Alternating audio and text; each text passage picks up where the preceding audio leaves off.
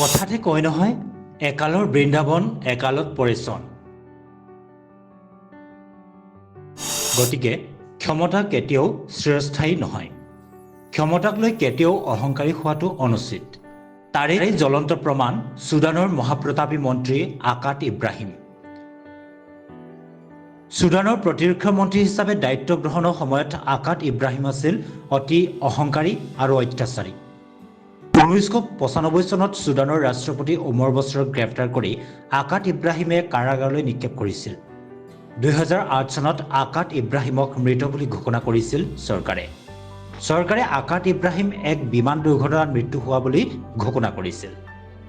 কিন্তু শেহতীয়াকৈ আকাটৰ এখন ছবিয়ে সামাজিক মাধ্যমত ব্যাপক চৰ্চা লাভ কৰিছে। আকাট ইব্ৰাহিম মৃত্যু শুনোৱাটো নিশ্চিত হৈছে এই ছবিখনৰ দ্বাৰা।